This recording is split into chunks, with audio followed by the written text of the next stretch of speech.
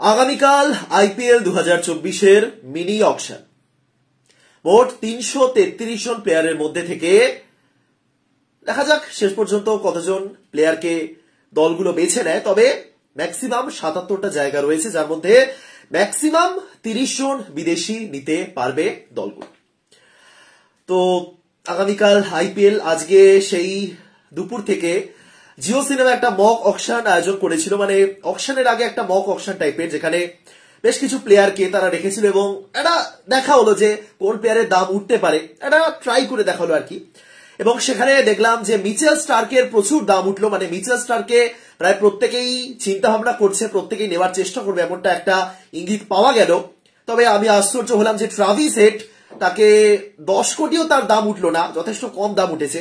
যাই হোক, তো আজকের এই ভিডিওতেই সবকিছু নিয়ে একটু বিস্তারিত আলোচনা করব, কারণ বুঝতেই পারছেন আইপিএল জট। যাই হোক, তো আজকে আমি ক্রিকবাজের তরফ থেকে যে নিউজটা দেখলাম সেটা হলো যে প্রায় প্রত্যেকটা দেশের ক্রিকেট বোর্ডের তরফ থেকেই বলে দেওয়া হয়েছে যে কোন কোন প্লেয়ারকে তারা পাবে আইপিএল আর কি, কোন কোন প্লেয়ারকে আইপিএল এর সময় দলগুলো পাবে এবং কোন কোন প্লেয়ারকে পাবে না, বা পেলেও কত দিনের জন্য পাবে। এই জিনিসটা খুব ভালো, খুব ভালো। নয়তো পরের দিকে গিয়ে ওই যে ঝামেলা হয়, প্লেয়াররা দেশের হয়ে খেলবেন নাকি আইপিএল এর হয়ে খেলবেন, এই ব্যাপারটা না থাকাই ভালো। সুতরাং আগে থেকে জানিয়ে দেওয়া যে কারা থাকবেন কারা থাকবেন না, সত্যি ভালো। গতবারে মেনলি যে প্রবলেমটা দেখা গেছিল বাংলাদেশ ক্রিকেট বোর্ড এবং কলকাতা নাইট রাইডার্সের মধ্যে, সাকিব এবং লিটন থাকবেন নাকি থাকবেন না, খেলবেন নাকি খেলবেন না। পরের দিকে তো সাকিব নামই তুলে নিলেন, লিটন যদিও ছিলেন তবে পুরো সিজনের জন্য ছিলেন না। তো সেই ব্যাপারটা সম্ভবত এবার হবে না এবং আশা রাখবো সেটাই যেন হয়। তো বাংলাদেশ ক্রিকেট বোর্ড জানিয়ে দিয়েছে যে তাদের দুজন প্লেয়ার যারা আইপিএল এর অকশনে নাম দিয়েছিলেন, একজন শরীফুল ইসলাম আর একজন তাসকিন আহমেদ, তারা আইপিএল এর সময় থাকবেন না, তারা ক্লিয়ার কাট জানিয়ে দিয়েছে। সুতরাং এটা ভালো।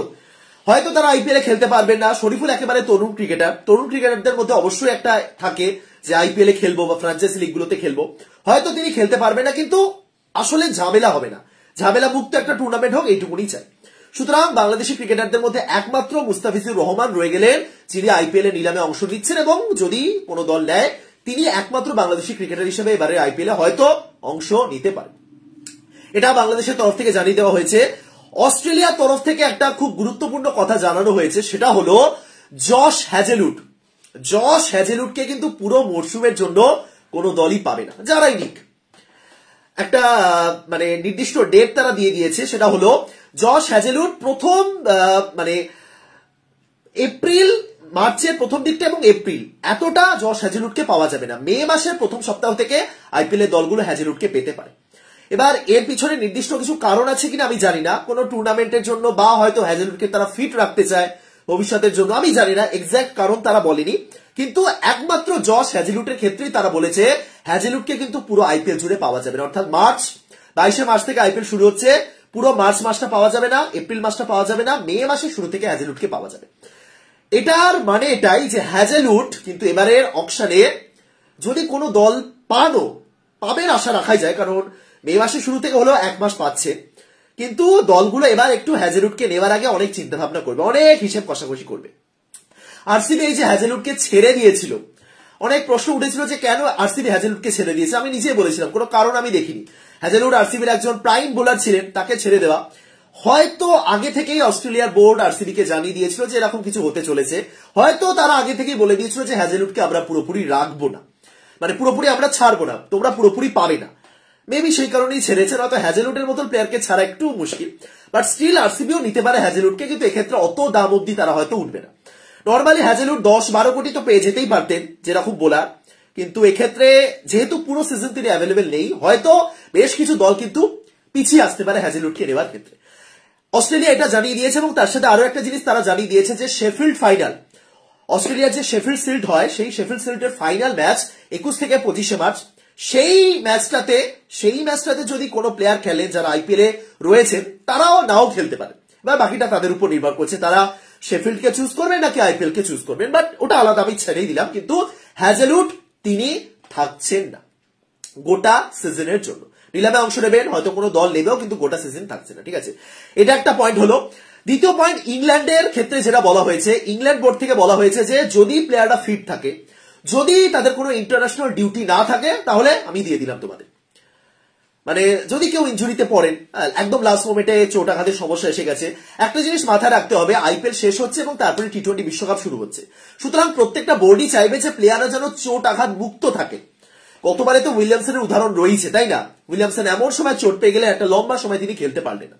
সুতরাং সেই সবকিছু মাথায় রেখে ইংল্যান্ড এই কথাটা বলেছে যে সাবজেক্ট টু ফিটনেস, যদি প্লেয়াররা চোট আঘাত মুক্ত থাকেন তাহলে তারা অবশ্যই অ্যাভেলেবল থাকবেন এবং তার সাথে যদি কোনো ইন্টারন্যাশনাল ডিউটি পড়ে যায় তাহলে তারা খেলতে পারবেন না। মানে যদি কোনো আন্তর্জাতিক ম্যাচ থাকে বা যদি তাদের কোনো ট্রেনিং ক্যাম্প শুরু হয়, ধরুন বিশ্বকাপ শুরু হবে, টি-20 বিশ্বকাপ শুরু হবার 1 মাস আগে থেকে তারা ট্রেনিং ক্যাম্প করবে, তার মানে ওই মে মাসের শুরুর দিক থেকে ইংল্যান্ডের প্লেয়ারদের ছেড়ে দিতে হবে। এই শর্তটা কিন্তু তারা দিয়ে দিয়েছে। আবারও বলছি, এটা ভালো, অবশ্যই এটা ভালো, কারণ এতে ঝামেলাটা হয় না। একই সাথে ইংল্যান্ডের অনেক প্লেয়ারই আগে থেকেই নাম প্রত্যাহার করে নিয়েছিলেন, জো রুট রয়েছেন, বেন স্টোকস রয়েছে, একই সঙ্গে রেহান আহমেদ তিনিও কিন্তু নাম তুলে নিয়েছেন, একেবারেই তরুণ spinner, leg spinner Rehan Ahmed. হয়তো তিনি টি-20 বিশ্বকাপে দলে সুযোগ পাওয়ার চেষ্টা করছেন, বা হয়তো আপাতত আইপিএল তার কাছে অতটা গুরুত্বপূর্ণ নয়, কোনো সমস্যা নেই। যদি একজন তরুণ প্লেয়ার আইপিএল এর আগে দেশকে চুজ করেন, ক্ষতি কি? কিন্তু আইপিএল এমন একটা মঞ্চ যেখান থেকে সবাই কিন্তু ভালো খেলে জাতীয় দলে ঢোকার চেষ্টা করেন বা বিশ্ব ক্রিকেটে জনপ্রিয়তা পাওয়ার চেষ্টা করেন। একটা কথা বলি আপনাদের, তারপরে আমরা আইপিএল এর টপিকে আসবো। এই যে গত মরশুমে যখন লিটন এবং সাকিব দলে ছিলেন কলকাতা, তখন এরকম কথা বলা হচ্ছিল যে এরা যদি আইপিএল এ কলকাতার হয়ে নিয়মিত খেলেন, যদি বাংলাদেশ বোর্ড তাদেরকে ছেড়ে দেয়, তাহলে লিটন এবং সাকিব গোটা টুর্নামেন্ট জুড়ে বিভিন্ন জায়গায় ট্রাভেল করবেন, পরিস্থিতির সঙ্গে মানিয়ে নেবেন, যে ম্যাচগুলো খেলবেন সিচুয়েশন অনুযায়ী পিচ কেমন বিহেভ করছে সেই সম্পর্কে জানতে পারবেন। একেবারেই ন্যায্য কথা, তাই তো? কিন্তু সেটা শেষ পর্যন্ত তারা করতে পারলেন না, কারণ আইপিএল এ একটা ম্যাচ খেললেন লিটন, তাও ছিলেন, কিন্তু সাকিব খেললেনই না। এবং তারপরে বাংলাদেশ বিশ্বকাপের মঞ্চে সেই ভারতের মাঠেই খুব একটা ভালো প্রদর্শন করতে পারলো না। ঠিক আছে, এই কথাটা আমি এই কারণে বলছি, তার কারণ আজকেই আমি একটা নিউজ দেখলাম। এই যে বাংলাদেশ গতকালই আন্ডার-19 এশিয়া কাপ জিতেছে, বাংলাদেশের অধিনায়ক মাহফুজুর তিনি একটা কথা বলেছেন। তিনি বলেছেন যে এই অনূর্ধ্ব 19 এশিয়া কাপ শুরু হওয়ার আগে তারা ভারতে যে একটা ট্যুর করেছিল, অনূর্ধ্ব 19 এশিয়া কাপ শুরু হওয়ার আগে ভারতে একটা ট্যুর হয়েছিল আন্ডার-19 দলগুলোর মধ্যে। বেশি দল ছিল না, ইংল্যান্ডের অনূর্ধ্ব 19 দল ছিল, বাংলাদেশের অনূর্ধ্ব 19 দল ছিল এবং ভারতের দুটো অনূর্ধ্ব 19 দল ছিল, এ টিম বি টিম। এই 4টে দলের মধ্যে একটা 4 দলীয় সিরিজ আয়োজিত হয়েছিল, সেটা ভারতের মাঠেই হয়েছিল। বাংলাদেশের ক্যাপ্টেন মাহফুজুর তিনি বলেছেন যে ওই সিরিজটা তাদের এই অনূর্ধ্ব 19 এশিয়া কাপে ভালো ফলাফল করতে অনেক বড় ভূমিকা নিয়েছে। আপনারা জান ক্রিকবাসে এই নিউজটা দেখতে পাবেন। সুতরাং এটার মানে কি? এটার মানে হলো, যদি আমি বড় দলের বিপক্ষে খেলি বা যদি আমি কন্ডিশন অনুযায়ী খেলি, যদি আমি কঠিন চ্যালেঞ্জের মুখোমুখি হই কোনো বড় টুর্নামেন্টে নামার আগে, তাহলে আমি বড় মঞ্চে গিয়ে ভালো প্রদর্শন করতে পারবো। ঠিক সেই জিনিসটাই হয়তো কিছু ক্ষেত্রে সাকিব বা লিটনের দরকার ছিল, এবং গত বছর অবশ্যই দরকার ছিল, কারণ গত বছরই বিশ্বকাপ ছিল। একটা টিমের দুজন প্লেয়ারও যদি থাকে, তারাও যদি গোটা টুর্নামেন্টে নিয়মিতভাবে কন্ডিশন মানিয়ে নিতে পারেন বা বুঝতে পারেন যে পিচ কিরকম বিহেভ করছে, তাহলে দলটার জন্যই ভালো। সাকিব বা লিটন তারা এক্সপিরিয়েন্স ক্রিকেটার, তারা দলকে সেই বার্তাটাও দেবেন যে এরকম হচ্ছে। সুতরাং এটা হতে পারতো, বাট এই বছর যেহেতু কোনো বাংলাদেশি ক্রিকেটার সেভাবে খেলবেন না ধরেই নেওয়া যায়, কারণ মুস্তাফিজুর 2 কোটি টাকা বেস প্রাইস রেখেছেন, অসম্ভব। 2 কোটি টাকা দিয়ে তিনি বেস প্রাইস রেখেছেন, মাত্র 30টা বিদেশি স্লট রয়েছে, তিনি দল পাবেন তার সম্ভাবনা প্রায় নেই বললেই চলে। এক্ষেত্রে তারও হয়তো একটু দোষ রয়েছে, এত দাম রাখা উচিত হয়নি। যাই হোক, তো ব্যাপারটা এটাই যে কিছু ক্ষেত্রে আইপিএল এর মতো মঞ্চ অবশ্যই ইম্পর্টেন্ট হয়, কিছু ক্ষেত্রে কন্ডিশন মানিয়ে নেবার ক্ষেত্রে ইম্পর্টেন্ট হয়, কিছু ক্ষেত্রে বিশ্ব মঞ্চে পরিচিতি পাওয়ার জন্য ইম্পর্টেন্ট হয়। এই যে ঘরোয়া ক্রিকেট থেকে প্লেয়াররা উঠে আসেন, যে কথাটা বলা হয়, ঘরোয়া ক্রিকেট থেকে প্লেয়াররা উঠে আসেন আন্তর্জাতিক মঞ্চে, আবার অনেক ক্ষেত্রে বলা হয় আইপিএল থেকে উঠে আসেন আন্তর্জাতিক মঞ্চে। ডিফারেন্স কি দুটোর মধ্যে? আইপিএল কিট এবং ডোমেস্টিক কিট, এই দুটোর মধ্যে ডিফারেন্স কি? ডিফারেন্স এটাই, ডোমেস্টিকে যে সমস্ত বোলারকে ফেস করেন ব্যাটাররা, তারা বিশ্বমানের হন না, তারাও ডোমেস্টিকে খেলেন, কিন্তু আইপিএল এর মঞ্চে বিশ্বমানের বোলারদের ফেস করার সুযোগ থাকে বা বিশ্বমানের ব্যাটারদের সামনে বোলিং করার সুযোগ থাকে। এইটাই ডিফারেন্স। আইপিএল, অনেকে বলে না আইপিএল ওভার হাইপড, আইপিএল এ ভালো খেলে কি হবে, আন্তর্জাতিকে কেউ কিছু করতে পারে না, কিন্তু আইপিএল এই মঞ্চগুলো তৈরি করে দেয়, পরিচিতি পাওয়ার মঞ্চ তৈরি করে, কঠোর চ্যালেঞ্জ কিভাবে সামলাবো সেই মঞ্চগুলো তৈরি করে, দ্যাটস ইট, আর কিছুই না। যাই হোক, এবার ফিরে আসি। সুতরাং অস্ট্রেলিয়া এবং ইংল্যান্ড তারা জানিয়ে দিয়েছে, অস্ট্রেলিয়া বলে দিয়েছে হ্যাজেলউড বাদ দিয়ে প্রত্যেক প্লেয়ারকেই তোমরা পাবে, ধরেই নাও। এবার চোট আঘাত আসলে সেটা তো কিছু করার নেই, কিন্তু ইংল্যান্ড বলেছে যে চোট আঘাতের সমস্যা থাকলে তোমরা পাবে না, তার সাথে রেহান আহমেদ তিনিও উইথড্র করে নিয়েছে, না বাকিটা আর কোনো সমস্যা নেই। এবং তারা যদি ট্রেনিং ক্যাম্প চালু করে টি-20 বিশ্বকাপের আগে, তাহলেও প্লেয়ারদের হয়তো দলগুলো পাবে না। ঠিক আছে, শ্রীলঙ্কা তারাও কিছু কন্ডিশন দিয়েছে। শ্রীলঙ্কার মানে কন্ডিশন দেয়নি কিন্তু দিতে পারে এমনটা ধারণা। তার কারণ শ্রীলঙ্কা এবং বাংলাদেশের মধ্যে একটা টেস্ট সিরিজ চলবে যখন ওই আইপিএল শুরু হবে। দ্বিতীয় যে টেস্টটা রয়েছে সেটা 3রা এপ্রিল শেষ হবে, 3rd এপ্রিল, ততদিনে আইপিএল শুরু হয়ে যাবে, 10 দিন হয়েও যাবে। সুতরাং সেই সময়টা হয়তো শ্রীলঙ্কার সেই সমস্ত প্লেয়াররা থাকবেন না যারা টেস্ট ম্যাচে খেলে। এবার টেস্ট দল টেস্ট ম্যাচ খেলছে, ম্যাক্সিমাম প্লেয়ার, ম্যাক্সিমাম বলবো ম্যাক্সিমাম ঠিক নয়, তবে শ্রীলঙ্কার অনেক প্লেয়ারই রয়েছেন যারা টেস্টও খেলেন এবং আইপিএলও খেলেন। সেরকম প্লেয়াররা সেক্ষেত্রে হয়তো নাও থাকতে পারেন প্রথম 10-12 দিনের জন্য, সেটা খুব একটা সমস্যা নয়। তবে মাহিস তিক্সানা বলুন, বাথিসা পাথিরানা, দুষ্মান্তা চামিরা, ওহানিন্দু হাসানাঙ্গা তারা টেস্ট খেলেন না, সুতরাং তারা অবশ্যই আইপিএল এর মঞ্চে খেলবেন, প্রথম থেকেই খেলবেন, পুরো সিজন খেলবেন এমনটা ধরেই নেওয়া যায়। তিক্সানা পাথিরানা চেন্নাইতে রয়েছেন, কিন্তু ওহানিন্দু হাসানাঙ্গা তিনি কিন্তু নিলামে অংশ নিচ্ছেন। আমি আগের ভিডিওতেও বলেছিলাম ওহানিন্দু হাসানাঙ্গা অনেক দাম পেতে চলেছেন, আমি এখনো একই কথা বলবো। হ্যাজেলউড যেহেতু মাত্র 1 মাসের জন্য অ্যাভেলেবেল রয়েছে, দাম অনেকটাই হয়তো কমে যাবে বা হয়তো বেশি দল আগ্রহ দেখাবে না, কিন্তু ওহানিন্দু হাসানাঙ্গা যিনি গোটা সিরিজের জন্য গোটা টুর্নামেন্টে অ্যাভেলেবেল থাকছেন, নিশ্চয়ই নিশ্চয়ই 8 থেকে 10 কোটি তুলতে পারেন, তোলার ক্ষমতা রয়েছে এমনটা আমার মনে হয়। এবার দেখা যাক এই যে মক অকশনটা আজকে আয়োজিত হয়েছিল, কার কত দাম উঠেছে সে সম্পর্কে আমি বলবো। তার আগে বাকি দলগুলোর কথা বলে নিই। আয়ারল্যান্ড তারাও বলে দিয়েছে যে জোশুয়া লিটল তিনিও পুরো সিজনের জন্য থাকছেন, এবং বাকি আর দলগুলো কোনো কিছু দাবি জানায়নি। South Africa, New Zealand, Afghanistan, Zimbabwe, West Indies যারাই খেলবেন বা যারা অকশনে নাম দিচ্ছেন পুরো সিজনের জন্যই থাকছেন এমনটা ধরেই নেওয়া যায়। সুতরাং এদের প্লেয়ারদের নিয়ে কোনো সমস্যা নেই, যাদেরকেই দলগুলো পিক করতে চায় হয়তো শেষ পর্যন্ত পিকও করবে। সুতরাং কন্ডিশন 4টে দলই দিয়েছে, অস্ট্রেলিয়া, ইংল্যান্ড, বাংলাদেশ বলেই দিয়েছে যে শরীফুল এবং তাসকির থাকবে না, শুধু ফিস থাকবে। শ্রীলঙ্কা তাদের টেস্ট ম্যাচ রয়েছে, হয়তো পরবর্তীকালে তারা বলতে পারে যে এরা খেলবেন বা এরা খেলবে না। ঠিক আছে, এই হলো প্রত্যেকটা ক্রিকেট বোর্ডের কিছু শর্ত। এবার আসি ওই মক অকশনের কথা। প্রথমত মক অকশন জিনিসটা বেশ ইন্টারেস্টিং, আবার একই সঙ্গে মক অকশনের মানে মক অকশনকে সেরকম সিরিয়াসলি নেওয়ার কোনো দরকার নেই। ইন্টারেস্টিং এই কারণে, কারণ কোন প্লেয়ারের দাম কত উঠতে পারে, কোন প্লেয়ারকে দলগুলো কত বেশি দাম পর্যন্ত তুলতে পারে সেই জিনিসগুলো একটা আন্দাজ পাওয়া যায়, কিন্তু একই সঙ্গে এর সেরকম কোনো ভ্যালু নেই। তার কারণ ভ্যালু মানে ওই রকম ভ্যালু বলছি না, মানে মক অকশন জাস্ট একটা মক অকশন, এরকমই যে অকশনে হবে এমনটা নয়। তার কারণ সুরেশ রায়না তিনি চেন্নাইকে রিপ্রেজেন্ট করেছেন মক অকশনে, মানে র্যান্ডম একজন প্লেয়ারকে বলা হয়েছে তুমি চেন্নাইয়ের হয়ে থাকো এবং ধরো তুমি চেন্নাইয়ের হয়ে অকশন টেবিলে রয়েছো, তাহলে তুমি কাকে কাকে পিক করবে। রায়নাকে রাখা হয়েছে চেন্নাইয়ের দলে। মাইক হাসান যিনি গত মৌসুম পর্যন্ত আরসিবি হয়েছিলেন, তিনি তাকে রাখা হয়েছিল আরসিবিতে। সুতরাং এরা আবেগ দিয়ে প্লেয়ারদের নেবেন, এরা কিন্তু বুদ্ধি খাটিয়ে বা বিজনেসের কথা মাথায় রেখে বা টিমের কথা মাথায় রেখে কিন্তু টিম কখনো বানাবেন না বা কোনো প্লেয়ারকে এত দাম পর্যন্ত তুলবে তেমনটা করবে না, এটা আমার মনে হয়। সুতরাং মক অকশন অতটাও সিরিয়াসলি নেওয়ার দরকারই। যাই হোক, তবু আমি যদি মক অকশনে কয়েকজন প্লেয়ারের নাম বলি, ট্রাভিস হেডের সবচেয়ে বেশি দাম উঠেছে 7.5 কোটি টাকা, মানে যতজনই উপস্থিত ছিলেন সবচেয়ে বেশি 7.5 কোটি পর্যন্ত ট্রাভিস হেডকে তারা দাম দিয়েছে। এবার এখানে আমার একটা কথা বলার আছে, ট্রাভিস হেড 7.5 কোটি আমার মতে আরো অনেক উঠবেন তিনি, মানে আপনারা বলুন না 7.5 কোটি ট্রাভিস হেড হতে পারে, 7.5 কোটি মাত্র। যে প্লেয়ারটা আইপিএল বিশ্বকাপে ফাইনালে সেঞ্চুরি করলেন, যিনি ভারতের বিপক্ষে টি-20 সিরিজে দুর্দান্ত ব্যাটিং করলেন, তিনি 7.5 কোটি আমি মানতে পারছি না। আমার মতে আরো উঠবেন ট্রাভিস হেড, অন্তত 12, আমি 15 কোটি বলেছিলাম আগের ভিডিওটাতে, 15 যদিও না হয় 12 তো ওঠা উচিত। এবার যদি না ওঠে তাহলে তো হয়তো ওপেনার, যেহেতু প্রত্যেকটা দলেই প্রায় ওপেনারের সেরকম স্লট নেই এক্সেপ্ট দিল্লি ক্যাপিটালস, যদিও পৃথ্বী শ রয়েছে কিন্তু পৃথ্বী শ আবার ধারাবাহিক নন। যাই হোক, এবার চাইলেই যে কোনো দল ব্যাকআপ ওপেনার হিসেবে তাকে রাখতে পারে, কিন্তু প্রশ্ন হচ্ছে ট্রাভিস হেড কি ব্যাকআপ ওপেনার হিসেবে কোনো দলে থাকতে পারেন? ট্রাভিস হেড যে কোনো মুহূর্তে একটা দলের পার্মানেন্ট ওপেনার হওয়ার যোগ্য, প্রত্যেকটা ম্যাচ খেলবেন এরকম। দেখা যাক তাহলে, চেন্নাই ট্রাভিস হেডকে নিতে পারে, কিন্তু কার জায়গায় খেলাবে? গায়কোয়াড়কে তারা বসাবে, কনওয়েকে তারা বসাবে? আমার মতে না। কলকাতা নাইট রাইডার্স নিতে পারে, কিন্তু কলকাতার কাছে অপশন তো রয়েছে, রহমানুল্লাহ গুরবাজ এবং জেসন রয়, দুজন প্লেয়ার তো রয়েছে, প্লাস ভেঙ্কটেশ আয়ার রয়েছেন, অপশন রয়েছে। তাহলে কলকাতাও মেবি নেবে না। দিল্লির একটা চান্স রয়েছে, সানরাইজার্স হায়দ্রাবাদের একটা অপশন রয়েছে।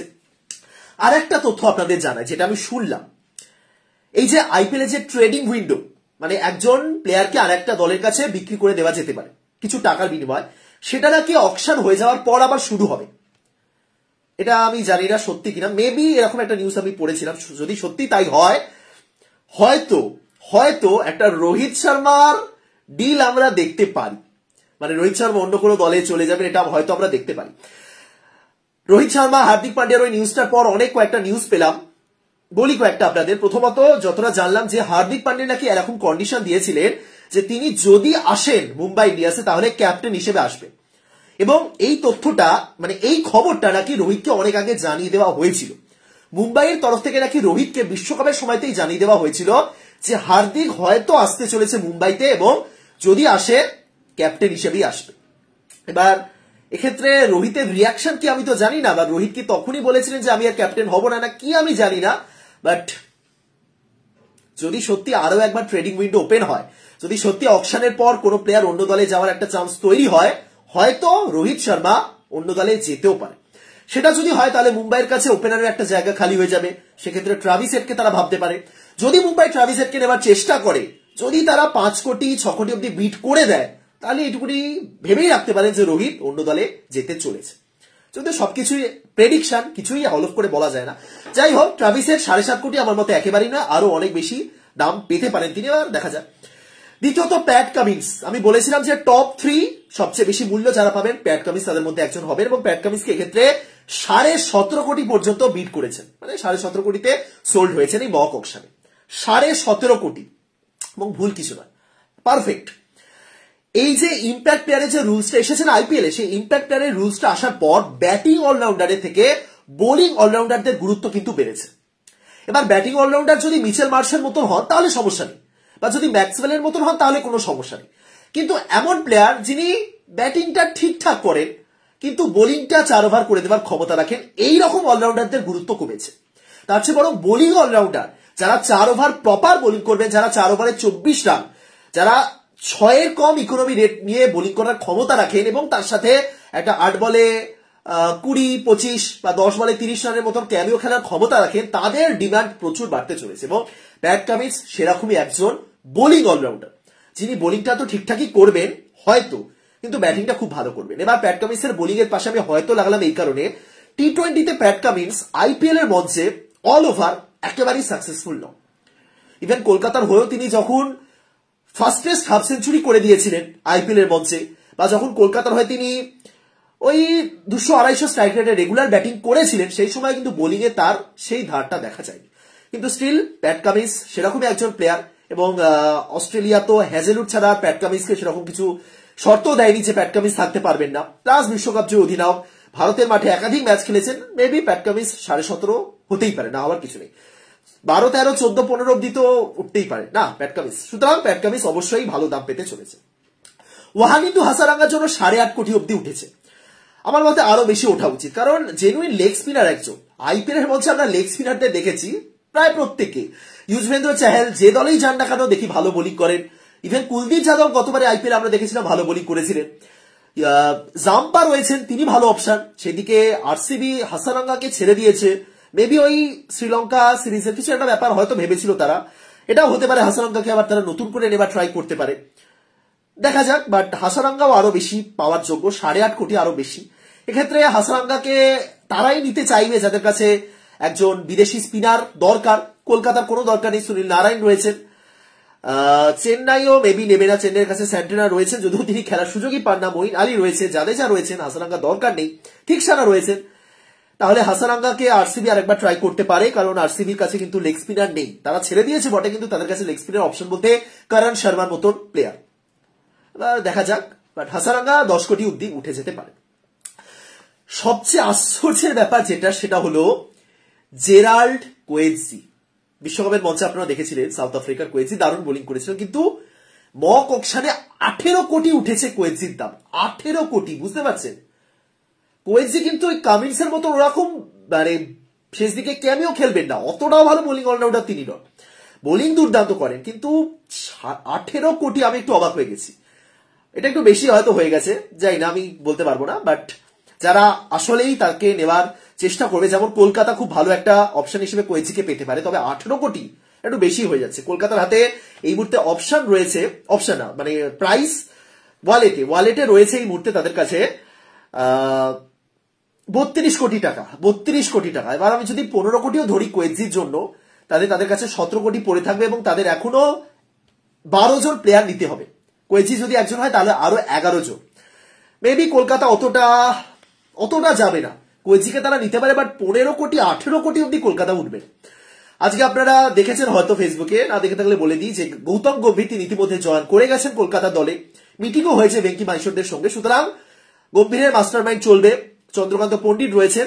কলকাতা এবারে যদি একটা ভালো এই অকশানে ভালো দল গোছাতে না পারে তাহলে আর কবে পারবে আমি জানি না। গম্ভীর চলে এসেছেন, চন্দ্রকান্ত পণ্ডিত রয়েছেন যার ডিপার্টমেন্ট ঘরোয়া ক্রিকেটটা, গম্ভীর জানেন ইন্টারন্যাশনাল কার থেকে কি নিতে হয়। সুতরাং এবার যদি কলকাতা একটা ঠিকঠাক দল গোছাতে না পারে, কারণ খুব একটা ভালো জায়গায় কিন্তু কলকাতা নাইট রাইডার্স নেই, 12 জন প্লেয়ার তাদের এখনো নিতে হবে, 12 জন, যার মধ্যে এখনো 4টে ওভারসিজ স্লট রয়েছে।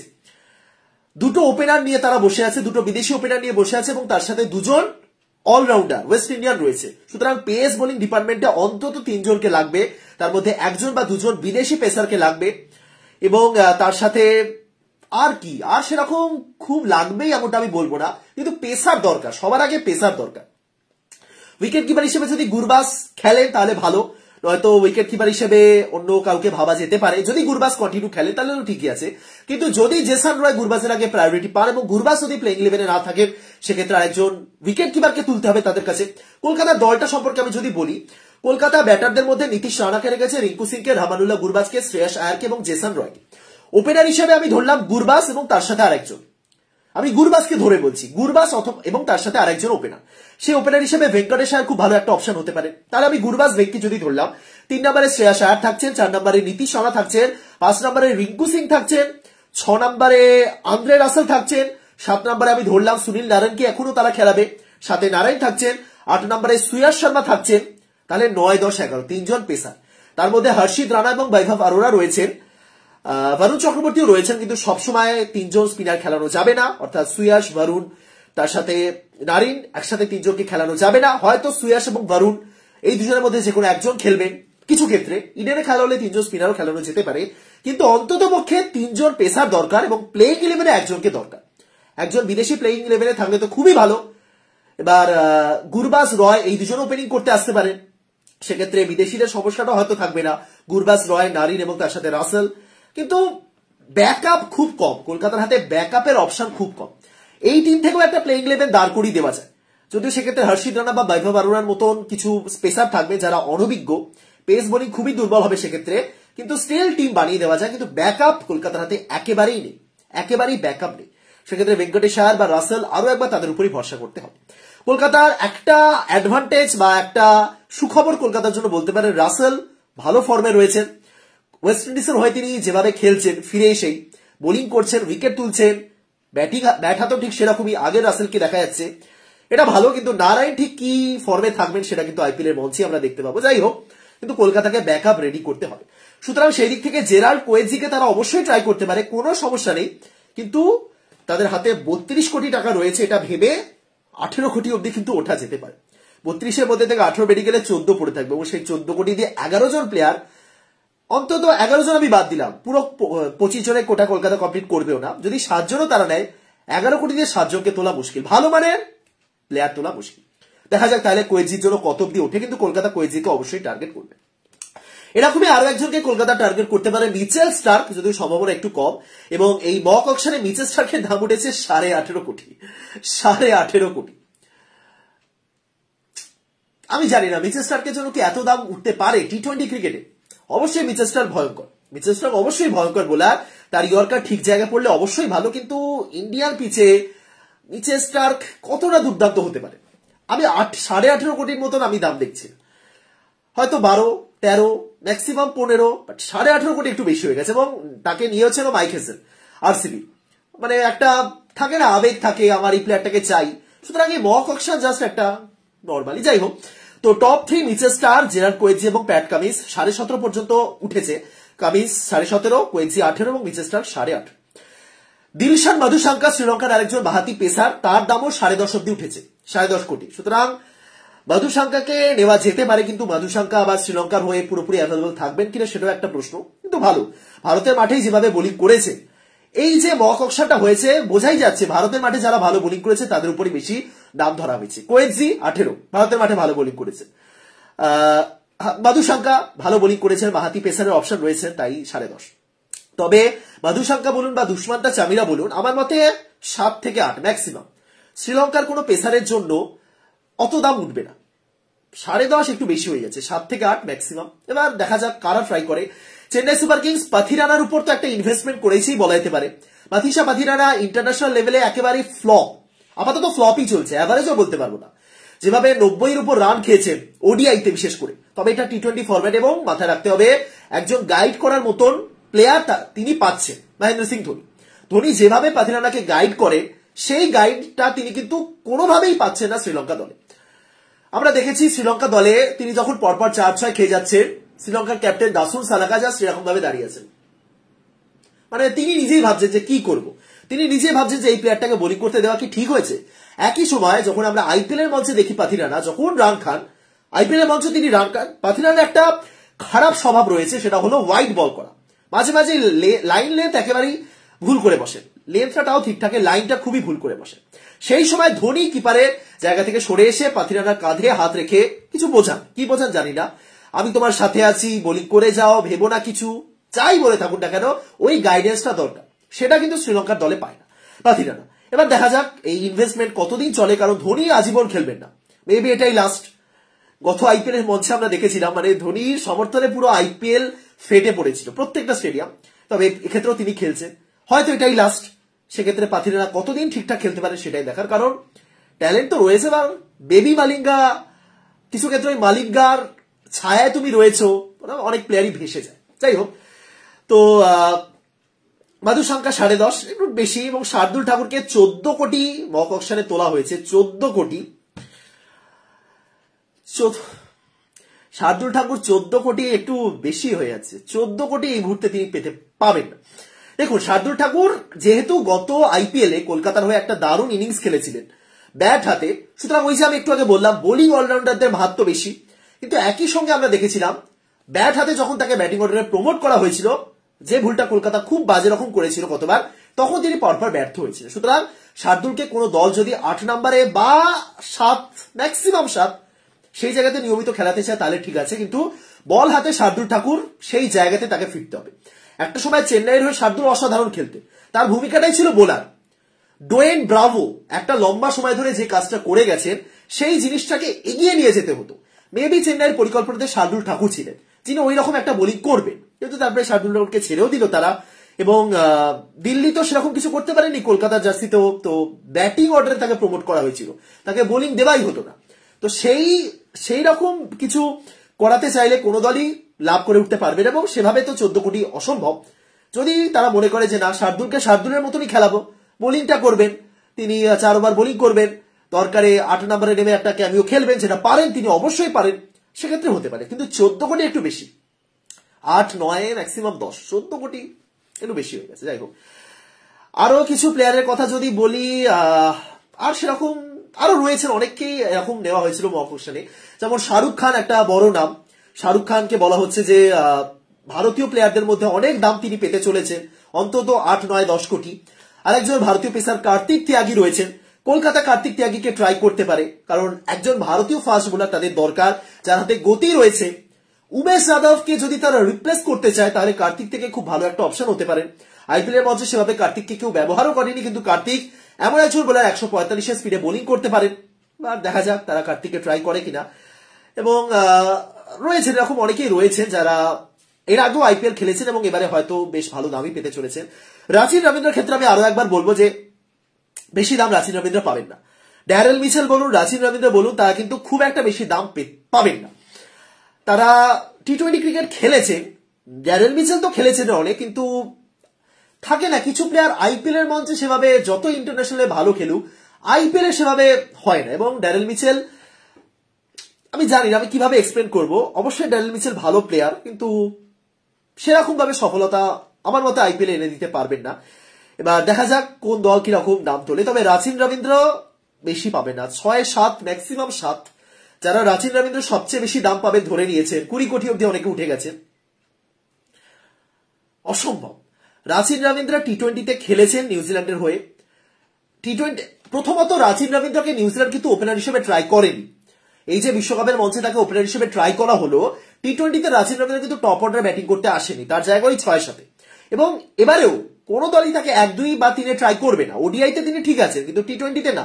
সেক্ষেত্রে ওই লোয়ার অর্ডারে 6-7, এবং সেই জায়গাতে কাউকে খেলানো মানে তার থেকে একটা 200 স্ট্রাইক রেটের ইনিংস এক্সপেক্ট করা। তাহলে রাচিন রবীন্দ্র কি সেই জিনিসটা করতে পারবেন? 6-7 নেবে, এটা হলো প্রশ্ন। এবং সেই জায়গাতে দাঁড়িয়ে আমার মতে খুব বেশি দাম কিন্তু রাচিন রবীন্দ্রকে কোনো দলই তুলবে না। সুতরাং 6-7 অব্দি ঠিক আছে, তবে অবশ্যই ট্যালেন্টেড ক্রিকেটার, অনেক দূর যাবেন এটুকুনি তো বলাই যায়। দেখা যাক ভবিষ্যৎ কি হয়। তো এই হলো কয়েকটা মক অকশন। আর কি বলবো, ঋষভ পান্ত কালকে অকশনের টেবিলে থাকছে। বহুদিন পর ঋষভ পান্তকে দেখবো ক্রিকেট সম্পর্কিত কোনো জায়গায়। যাই হোক, এই কয়েকটা নাম বললাম। এবার দেখা যাক তাহলে শেষ পর্যন্ত কি হয়। শুরুতেই হ্যারি ব্রুক, আরো একটা নাম, হ্যারি ব্রুক। এবার হ্যারি ব্রুক গত আইপিএলে সেঞ্চুরি করার পরও তাকে ছেড়ে দিয়েছিল। হ্যারি ব্রুক আবারও অকশনে নাম দিচ্ছে। তরুণ ক্রিকেটার, বেশ বিধ্বংসী খেলতে পারেন, কিন্তু আইপিএলে গতবার যেভাবে ব্যাটিং করেছিলেন খুব খুব মুশকিলের ব্যাপার এক্ষেত্রে। মানে দল পাবেন, অবশ্যই দল পাবেন, কিন্তু সেই ফর্ম বিচার করলে কিন্তু এক্ষেত্রে 10 কোটি ছাড়ানো মুশকিল হ্যারি ব্রুকের জন্য। সেই দিক থেকে এবার দেখা যাক ব্রুক কত পান। গ্লেন ফিলিপস বা হেনরিক ক্লাসেনের মতন প্লেয়ারকে নিয়ে গতবারে সানরাইজার্স হায়দ্রাবাদ যে পারফরমেন্সটা করেছিল, মানে আপনি ভাবুন, আপনার টিমে গ্লেন ফিলিপস রয়েছে, আপনার টিমে হেনরিক ক্লাসেন রয়েছে, আপনার টিমে হ্যারি ব্রুক রয়েছে, এবং আপনার টিম আইপিএল জিততে ব্যর্থ বা ফাইনালে যেতে ব্যর্থ, তাহলে আর কি বলা যাবে? সানরাইজার্স হায়দ্রাবাদ গতবারে খুবই খারাপ প্রদর্শন করেছিল। সেই জায়গাতে দাঁড়িয়ে তারা হ্যারি ব্রুককে ছেড়ে দিয়েছে। মেবি অন্য কোনো জায়গায় তারা প্লেয়ার বাড়াবে, বাট হ্যারি ব্রুক ভালো খেলেছেন বটে, আমার মতে বেশি উঠবে না, 8, ম্যাক্সিমাম 8। আবারও বলছি আপনাদের, ম্যাক্সিমাম 30টা স্লট রয়েছে ওভারসিজ প্লেয়ারদের জন্য, বিদেশি প্লেয়ারদের জন্য 30টা। 10টা দল রয়েছে, ম্যাক্সিমাম 30টা স্লট। কোন দলে কটা করে আছে যদি বলি, সবচেয়ে বেশি কলকাতার কাছে 4টে এবং মুম্বাইয়ের কাছে 4টে, দিল্লির কাছেও 4টে। এবার কলকাতা 4টে নেবে, কলকাতা 4টে নেবে, কোন দিক থেকে নেবে এটা হলো প্রশ্ন। মেবি কলকাতা যদি 8টা কমপ্লিট করে, নর্মালি বিদেশিদের তো কমপ্লিট করে প্রত্যেকটা দল, কলকাতা একটা টার্গেট করবে মিডিল অর্ডারের ব্যাটার, একটা মিডিল অর্ডারের ব্যাটার কলকাতা টার্গেট করবে, কারণ জেসন রয় এবং গুরবাস দুজনেই ধরলাম ওপেনার হিসেবেই খেলবেন, ধরলাম, বা চাইলেও 4 নম্বরে 5 নম্বরে নামাই যায়, ধরলাম দুজন ওপেনার, এবং রাসেল নারিন দুজন লোয়ার মিডিল অর্ডারের ব্যাটার, বা রাসেলকে একটু আগেও ব্যাটিং করতে পাঠানো যায়। তাহলে কলকাতা একজন মিডিল অর্ডারের ব্যাটার ট্রাই করবে, এবং তার সাথে দুজন বিদেশি পেসারকে ট্রাই করবে, তাই তো, যেমনটা গতবারে ফার্গুসন সাউদি ছিলেন। এবং তার সাথে আরেকজন কি করা যেতে পারে, আরেকজন ওই নারিন বা রাসেলের রিপ্লেসমেন্ট, তাহলে ঠিক আছে। মিডিল অর্ডারের ব্যাটার মানে যিনি ধরুন রাসেলের মতন কিছু করতে পারবেন। এবার আসল কথা হলো কলকাতার রাসেলের রিপ্লেসমেন্ট এই মুহূর্তে চাই না, মানে রাসেলের মতন ফিনিশার কলকাতা চাই না, তার কারণ রিঙ্কু সিংকে কলকাতা পেয়ে গেছে, সেই বর্ষটা রিঙ্কু দিয়েছে। কিন্তু নারায়ণ যদি কোনোভাবে ফ্লপ করে যান, তাহলে নারায়ণের রিপ্লেসমেন্ট অনুকূল রায় রয়েছেন, কিন্তু সেই রকম বিদেশি কেউ নেই। তাই কলকাতা কিন্তু নারায়ণের রিপ্লেসমেন্ট একজনকে নিতে পারে, একজন মিডিল অর্ডারের ব্যাটার নিতে পারে, দুজন বিদেশি ফাস্ট বোলার নিতে পারে। এবার দেখা যাক তাহলে কলকাতা কোন কোন জায়গায় টার্গেট করে। তবে বিদেশি ফাস্ট বোলার তো দুজন নেওয়া উচিত, অন্তত একজন বিশ্বমানের বিশ্বকাপ খেলা বিদেশি পেসার, সে স্টার্ক হোক, কোয়েজি হোক, কামিন্স কেতাফিরিয়ার কোনো সমস্যা নেই, কিন্তু নিতে হবে। সমস্যাটা এটাই যে কামিন্স, স্টার, কোয়েজি যাকেই তারা নেওয়ার চেষ্টা করুক 15 অব্দি কিন্তু উঠতে হবেই, এবং একজনকে তারা টার্গেট করবে। 32 কোটি হাতে রেখে 15 অব্দি ওঠা মানে আরো 17 পড়ে থাকা মাত্র, সেই 17 দিয়ে আরো 11 জনকে নেওয়া, অন্তত 7 জনকে নেওয়া, একটু চাপের ব্যাপার। যাই হোক, এবার তাহলে প্রথম দিকে যারা আসবেন, হ্যারি ব্রুক আসবেন, ট্রাভিস হেড আসবেন, Rovman Powell, Kolkata Knight Riders Rovman পাওয়েলকে কিন্তু ট্রাই করতে পারে। রাসেলের রিপ্লেসমেন্ট হিসেবে আমি বলছি না, কিন্তু একজন পাওয়ার হিটার ওয়েস্ট ইন্ডিজের যেভাবে খেলেন, রহমান পাওয়েল কিন্তু ভালো অপশন। তবে এটাও তাকে মাথায় রাখতে হবে, যদি তিনি কলকাতা দলে সুযোগ পান, তিনি কিন্তু রেগুলার খেলবেন না। অনেক ক্ষেত্রে না এই জিনিসগুলো একটু ইগো হার্ট হয়ে যায়, অনেক ক্ষেত্রে, যে আমি এত ভালো একজন প্লেয়ার কিন্তু আমি প্লেইং ইলেভেনে খেলতে পারছি না, থাকে ইগো হার্ট হয়ে যায়। সুতরাং অনেকেই দেখা যায় শেষ দিকে গিয়ে নাম তুলে নিচ্ছে। প্রত্যেকে দলে নেওয়া মানেই যে তাদেরকে খেলাবে এমনটা নয়, এবং হয়তো নিলামের পর এমন অনেক কিছুই দেখা যাবে যে অন্য কোনো প্লেয়ারকে তারা নতুন করে দলে নিচ্ছে, যারা নিলামে নাম দেননি, মানে নাম দিয়েছেন হয়তো আনসোল্ড হয়েছে, এরকম অনেক ক্ষেত্রে দেখা যাবে, কিন্তু কিছু ক্ষেত্রে ইগোর ব্যাপার চলে আসে, সেটা আশা করি কোনো দলই চায় না যে ইগোর প্রবলেম আসুক। যাই হোক, জেরার্ড কোয়েক্সি প্রথম স্লটে ওই Harry Brook, Travis Head, Rovman Powell, Steve Smith, Gerald Coetzee, Pat Cummins এরা থাকবে। স্টিভ স্মিথের ক্ষেত্রে আবারও আমি বলবো ম্যাক্সিমাম 5, তার বেশি Steve Smith. Maybe Steve Smith unsold হতে পারে, টি-20 খেলতে পারেন না স্টিভ স্মিথ এমনটা নয়, বিগ ব্যাশে তার সেঞ্চুরিও রয়েছে, কিন্তু এই স্টিভ স্মিথ বা জো রুট এরা আইপিএল এ কিন্তু সেই জায়গা অব্দি পৌঁছাতে, গতবার তো জো রুট ছিলেন, কটা ম্যাচ খেলেছেন জো রুট, সেরকম ম্যাচই খেলার সুযোগ পাননি। স্টিভ স্মিথের ক্ষেত্রে অনেকটা তাই। ড্যারেল মিচেল, আজমাতুল্লাহ ওমারজাই, অনেক দলের টার্গেট লিস্টে থাকবেন আজমাতুল্লাহ ওমারজাই। এবার প্রশ্ন হচ্ছে আজমাতুল্লাহ ওমারজাই কি রকম, মানে কোন ক্যাটাগরিতে পড়বে, ব্যাটার নাকি বোলার? মানে আমি যেটা বললাম, ইম্প্যাক্ট প্লেয়ার আসার পর কিন্তু অলরাউন্ডারদের গুরুত্ব কমেছে। মানে তুমি ব্যাটিংটা করতে পারো, তুমি আমাকে 15 বলে 25 রানের ইনিংস খেলবে, তারপরে বল হাতে 2-3 ওভার করবে, ওরকম অলরাউন্ডার আমার চাই না। তুমি তার জায়গায় 15 বলে 30, 35, 45 রানের ইনিংস খেলো, ঠিক আছে, এবং বোলিং করতে হবে না, আমাদের ইম্প্যাক্ট প্লেয়ার রয়েছে। তো সেই জায়গা থেকে দাঁড়িয়ে ওমারজাই কোন ক্যাটাগরিতে পড়ছে, তিনি কি বোলিং অলরাউন্ডার নাকি ব্যাটিং অলরাউন্ডার, কোনটা তার গুরুত্বপূর্ণ, এটা হলো ইম্পর্টেন্ট। আজমাতুল্লাহ ওমারজাই বোলারই বটে, কিন্তু ব্যাট হাতে যেভাবে খেলেছেন সেইটা যদি তিনি করতে পারেন, যদি 6-7 নম্বরে নেমে সেরকম ব্যাটিং করতে পারেন, ওমারজাই কিন্তু খুব ভালো একটা অপশন হবে, দেখা যাক। এছাড়া পরপর আমি যদি বলি, হর্ষল প্যাটেল ভারতের আরেকজন পেসার, শার্দুল ঠাকুর, হর্ষল প্যাটেল, কার্তিক ত্যাগী, এই 3 জন ভারতীয় পেসারের উপর কিন্তু অনেক দাম উঠবে। হর্ষল প্যাটেল আরসিবিতে ফিরতে পারেন বটে, কিন্তু হর্ষল একসময় যে ভারতীয় দলে নিয়মিত ছিলেন, রেগুলার খেলছিলেন, উইকেট তুলছিলেন, সেই জায়গাটা হর্ষল নিজেই হারিয়েছেন। তবে শার্দুলের মতনই তিনিও কিন্তু ব্যাটিংটা করতে পারেন। জশ ইংলিশ, আমি আগের দিনও বলেছি, প্রচুর দাম তুলতে চলেছেন, 7, 8, 9, 10 অব্দি উঠে যেতে পারে জশ ইংলিশ। ফিলিপ সল্ট একটা ভালো অপশন। এছাড়া ভারতীয় পেসারদের মধ্যে আর শিভাম মাভি সেরকম, চেতন সাকারিয়ার তো একটা আপনারা নিউজ পড়েছেন হয়তো, জানি না, শুনে একটু খারাপ লাগলো আর কি। ব্যাপারটা হলো চেতন সাকারিয়ার যে বোলিং অ্যাকশন, তার উপর কিন্তু নিষেধাজ্ঞা জারি করেছে, নিষেধাজ্ঞা জারি করেনি, কিন্তু একটু সাসপেক্ট লিস্টে রয়েছেন বিসিসিআই, মানে তার বোলিং অ্যাকশন কিন্তু খুব একটা ফেয়ার নয়, মানে বিসিসিআই জানিয়ে দিয়েছে। সুতরাং এই যে যারা বলেন না যে জাসপ্রীত বুমরা চাকিং করেন, ইলিগাল অ্যাকশন রয়েছে তার, সেটাই যদি হতো তাহলে সেটা বিসিসিআই তরফ থেকেই বলা হতো। চেতন সাকারিয়া ভবিষ্যতে ভারতের পোটেনশিয়াল লিস্টে রয়েছেন বাঁহাতি পেসার হিসেবে, তাকেও কিন্তু বিসিসিআই এই সাসপেক্ট লিস্টে রেখেছে। বুমরা যদি হতো, বুমরারও কিন্তু সাসপেক্ট লিস্টে নাম থাকতো, সেটা নেই। সুতরাং ধরে নিন বুমরা ঠিকঠাকই বোলিং করেন। এবার এই যে কোনই ভাঁজ হওয়ার যে ব্যাপারটা, এটা অনেকে বুঝতে পারে না, অনেকের মতে কোনই এরকম ভাঁজ হচ্ছে মানে সেটা ইলিগাল বোলিং, একদমই নয়। অনেক রুলস রয়েছে, সত্যি কথা বলতে আমি বোঝাতে পারবো না অত সহজে, একটু ডিটেলসে বলতে হবে, অন্তত 10-15 মিনিট ধরে বোঝাতে হবে, সুতরাং আমি যাচ্ছি না সেই বিষয়। কিন্তু জাস্ট ঘুরেছে মানেই ইলিগাল অ্যাকশন নয়, তাহলে মুথাইয়া মুরলীধরন বহুদিন আগে ব্যান হয়ে যেতে, পার্মানেন্টলি বোলিং করা থেকে সাসপেন্ড হয়ে যেতে, সেরকম কিছু নয়। চেতন সাকারি এরকম একটা কেস রয়েছে, সুতরাং আমি জানি না কোনো দল তাকে নেওয়ার চেষ্টা করবে কিনা। একই সাথে মনীষ পান্ডে আরো কয়েকজনকে বোলিং এর উপর নিষেধাজ্ঞা জারি করেছে, কিন্তু মনীষ পান্ডে বোলিং করেন না, চাপ নেই।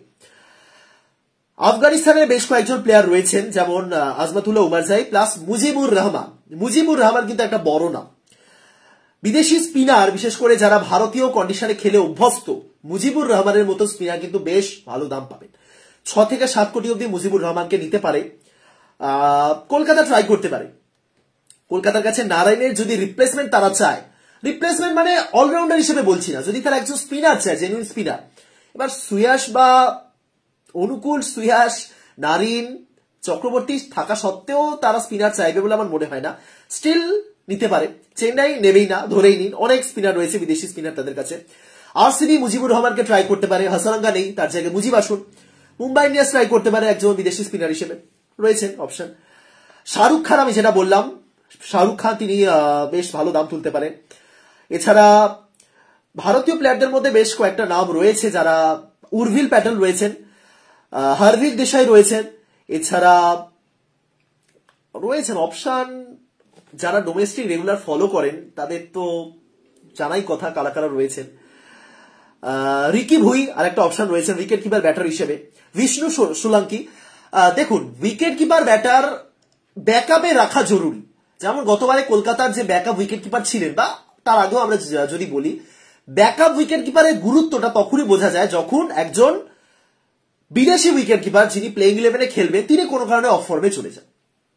যেমন এই যে উইকেট কিপার নিয়ে গতবারে কলকাতার একটা সমস্যা হয়েছিল, গুরবাজ খেলছিলেন কিন্তু রেগুলারলি ভালো খেলতে পারছিলেন না, তার জায়গায় লিটন আরেকজন উইকেট কিপার তিনিও আবার নিয়মিত হয়ে উঠতে পারছিলেন, তাহলে কিপিং কে করবেন সেই প্রশ্নটা উঠেছিল। তার আগের মৌসুমেও সেম ছিল, বা যখন দীনেশ কার্তিক ছিলেন কলকাতা বরাবরই উইকেট কিপার নিয়ে একটা সমস্যায় ভুগেছে, সেই জায়গাতে দাঁড়িয়ে তারা কিন্তু একাধিক উইকেট কিপারকে নিতে পারে।